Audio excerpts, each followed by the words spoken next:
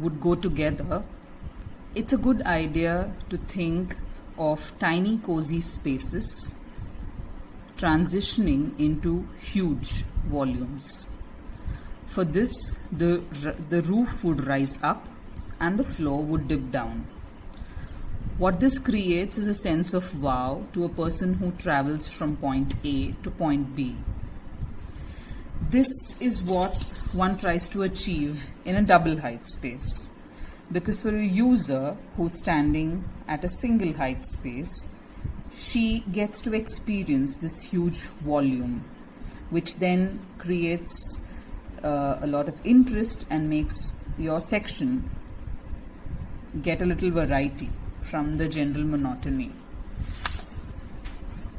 The other way of dealing with roofs and floors would be to make the roof dip down and the floor dip down simultaneously, or the roof and the floor to rise up simultaneously.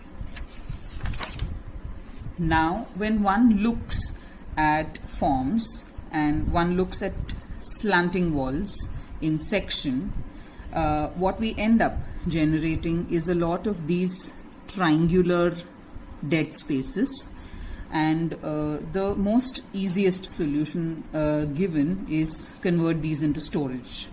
But that solution is also the most boring. Here are a few options that you may want to try out.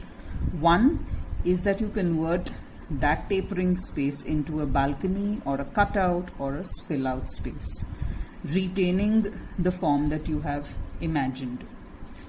Yet another way to imagine these dead spaces would be to look at portions of the facade and hinge them out, so that you now get a spill out space between the inside and the outside, and you have still retained your shape. Another option would be a floor drop, so that you can still maintain human height here. So what the roof cannot accommodate, the floor does. So here is one option of a floor drop. Another thing that I wanted to mention is when students end up drafting their plans, especially the higher floor plans, these triangles are not considered.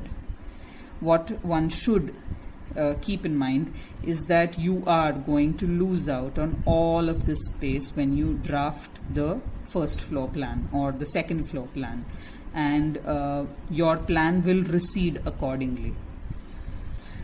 Another random piece of information for people who are dealing with curves is that the most simplest way of executing a particular material on a curve would be a framing system comprising of horizontal and vertical members, and then a series of panels, a series of straight panels that then get fixed into this framing system.